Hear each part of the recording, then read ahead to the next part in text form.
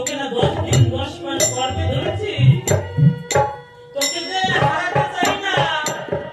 বলতে পারিস তোকে হারিয়ে কাকে কেউ করে? রজনী প্রভাত হলে কার বাজারে যাব, আমায় কে ডাকিয়ে মা বলে, ও সিন্ধু আমি কাকে বলিল? আমি যে তোকে যেতে দেব না। সিন্ধু বলছে মা বাধা দিও না, বাধা দিও না। যে পুত্র লাগে না পিতা মাতার কাজে, বৃথা সে পুত্র জনম। যে কন্যা লাগে না মা বাবার কাজে, বৃথা সে কন্যা জনম। যে অর্থ লাগে না সাধুগুরুর কাজে, ভগবানের কাজে, বৃথা সে অর্থ উপার্জন। মা আমায় বাধা দিও না, হাসি মুখে বিদায় দাও। মায়ের হাত থেকে জোর করে অলৌ পাত্রটা নিয়ে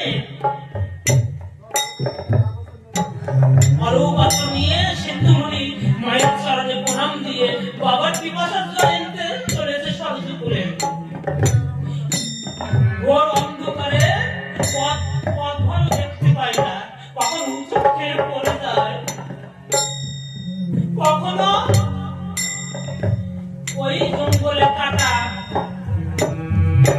ওই জঙ্গলের যে ফুলের কাটা সিন্ধুর গায়ে গিরে যায়। দ্বারা টপ টপ করে বয়ে পড়ে সবাই। তবু তার মনে একটাই বাসনা, আমার যা হয় হোক, আমি পিতার পিপাসার জলতে স্বর্গে যেতে হবে। না হলে যে পিতা আমার জল বিহনে মারা যাবে। কিন্তু অন্ধকার তো পথ দেখতে পায় না।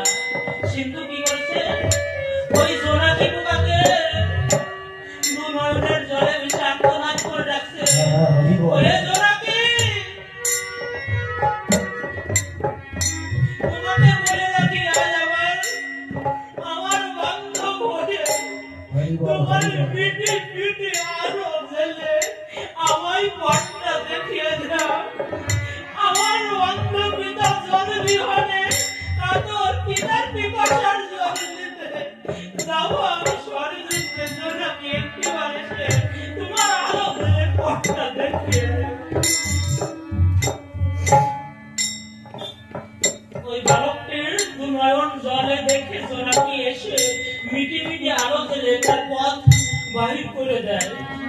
বালকে আলো সাহায্যে পথ পেয়ে পিতা মাতার নাম স্মরণ করে 1 পদ 2 পদ করে চলেছে সরজপুরে।